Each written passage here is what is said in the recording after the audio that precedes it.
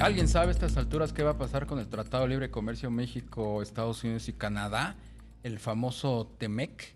Y es que conforme se va adentrando el gobierno del presidente López Obrador y desdoblando el de Joe Biden, pues las posiciones se van distanciando más, básicamente Estados Unidos y México.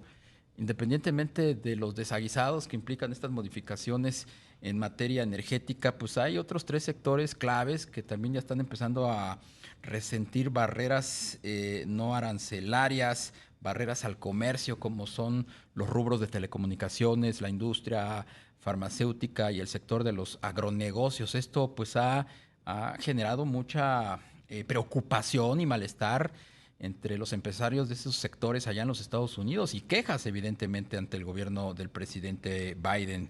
Vamos a platicar de ello con nuestro siguiente entrevistado, con Juan Carlos Baker. Él fue negociador precisamente del TEMEC, hoy es CEO y socio fundador de Ansley Consultores. Juan Carlos, ¿cómo estás? Muy buenas tardes. ¿Qué tal, Darío? Un gusto saludarte. Encantado, Rogelio. Buenas tardes. Oye, Juan Carlos, pues están enrareciendo cada vez más, ¿no? Las relaciones entre México y Estados Unidos. ¿Qué dicen en la representación comercial de los Estados Unidos respecto a estas barreras al comercio que cada vez se van acumulando más? Sí, pues bueno, mira, yo creo que hay ciertas cosas que son bastante evidentes, ¿no? Ya lo mencionabas tú ahorita en el intro, pues la parte del sector energético que, bueno, ha sido mencionado por diversos analistas en muchas formas y maneras como algunas de estos cambios, la ley de electricidad, pero bueno, también ahora que sabemos que se mandó una ley de hidrocarburos, podría también tener algunas inconsistencias con el TEMEC, pero como tú bien mencionas, en este reporte que se dio a conocer hace unos días, se llama el reporte de barreras comerciales. Es un documento que por ley, por la ley de comercio de Estados Unidos, la representación comercial tiene que sacar todos los años. Pues lo que nosotros vemos ahí es que el tipo de preocupaciones que existen, pues es mucho más grande, ¿no? Vemos que hay preocupaciones, tú lo mencionabas, en telecomunicaciones, pero también notablemente comercio en el sector agrícola. Hay varios casos ahí que se están señalando. Hay también una serie de quejas por cuestiones de procedimientos en general. Señalan a varias dependencias, a la COFEPRIS, entre otras. Y pues mira, yo creo que aquí lo que hay es una cuestión sistémica, ¿no? Este reporte, estas barreras, la verdad es que se han identificado desde hace muchos años. No es algo que ahora tenga su primera edición o que incluso algunas de ellas ya han sido incluidas en el reporte de varios años atrás, pero lo que sí es verdaderamente interesante, pues es que si se creía que por el simple hecho de que ya el TEMEC está en vigor o por el hecho de que ya hubo un cambio de presidente que en principio parece ser menos hostil a México, eso va a implicar que no habrá irritantes comerciales, pues no, yo creo que esa parte hay que llevárnosla con una visión mucho más prudente, ¿no? Claro, Juan Carlos, buenas tardes. Te saluda Rogelio Varela. A esta lista que menciona Darío y que tú también corroboras de temas de negocios y comerciales, se suma la crisis migratoria en el norte del país.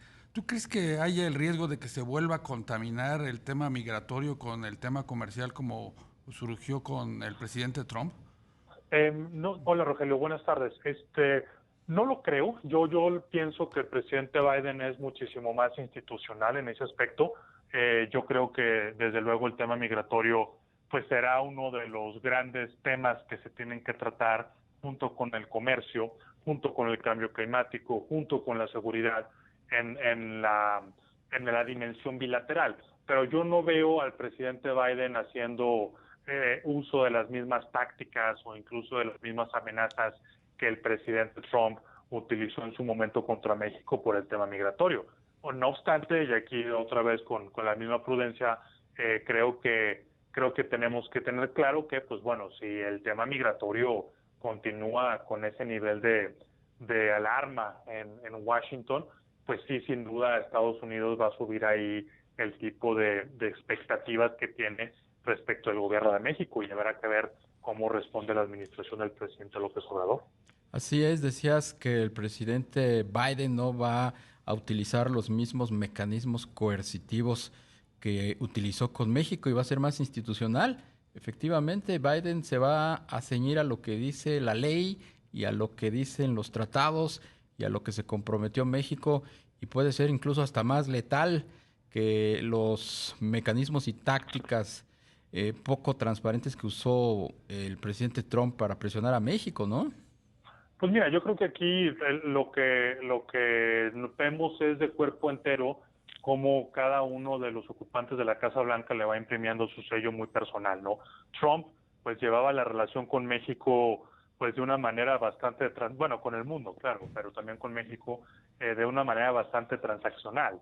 Quiero algo, ¿qué es lo que puedes tú ofrecerme para que yo obtenga ese resultado que quiero? Entonces, pues todo se resolvía pues como un sistema muy sencillo de contabilidad, ¿no? Casi los adeudos en una columna y los ingresos en la otra, y así se iba cuadrando.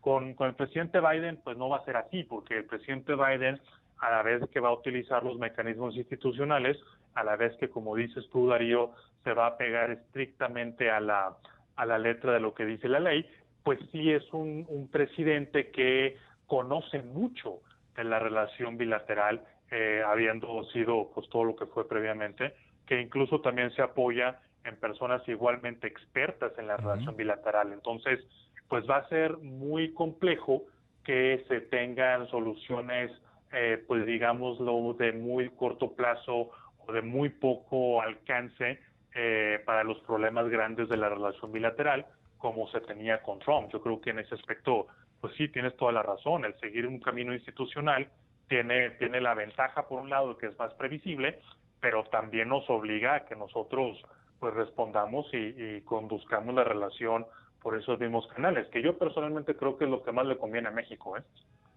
Juan Carlos, hace unos días, pues todos sabemos, vino una misión de alto nivel del gobierno del presidente Biden a nuestro país. También ha continuado el diálogo virtual con la secretaria de Economía y su contraparte.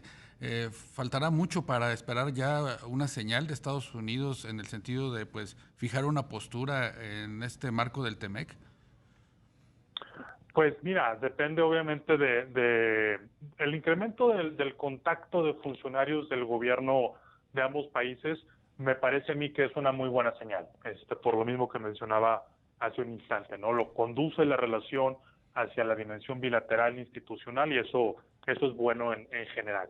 Obviamente el hecho de que ahora tengamos la cuestión del COVID como pues esta sombra tan grande que tiene ya pues más de un año con la frontera cerrada y demás, pues hace que todos los intercambios sean virtuales, y de alguna manera eso también pues da tiempo para articular una estrategia mucho más coherente de la relación bilateral, ¿no?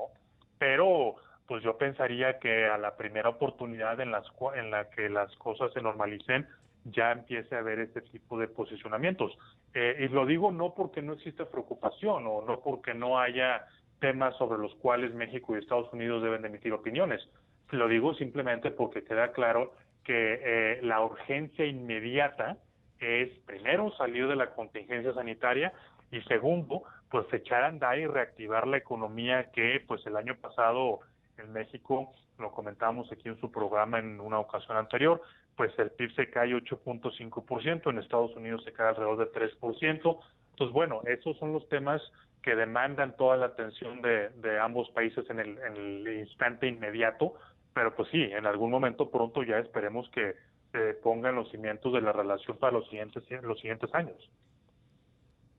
¿Qué opinión te merece esta perfil de la nueva representante comercial de los Estados Unidos, Catherine Tai, y también el perfil de Juan González como responsable de América Latina en el Consejo Nacional de Seguridad de la Casa Blanca? ¿Sientes tú que pudieran ser ellos arietes para presionar más a nuestro gobierno a fin de que se ciña a los compromisos del TEMEC?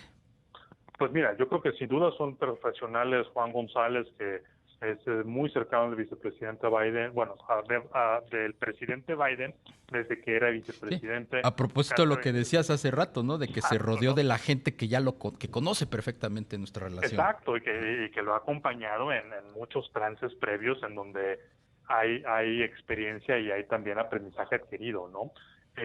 Catherine Tai, que conoce el TEMEC al derecho y al revés, estuvo en la representación comercial antes de ser la titular, trabajó en el Congreso, no lo mencionaban ustedes, pero también la otra parte de esa misma triada es la secretaria de Comercio, Gina Raimondo, sí, que bueno, también como ex gobernadora, muy cercana también a los problemas del día a día de la relación bilateral. Entonces, mira, a ver, ¿qué opinión me merecen? Pues primero, muchísimo respeto, porque evidentemente son personas muy profesionales, son personas muy conocedoras, son personas que estoy seguro quieren hacer una aportación muy positiva a la relación bilateral. Bien. Pero pues bueno, obviamente eso pasa por cumplir nuestros compromisos. Claro. Y ellos estarán ahí para asegurarse.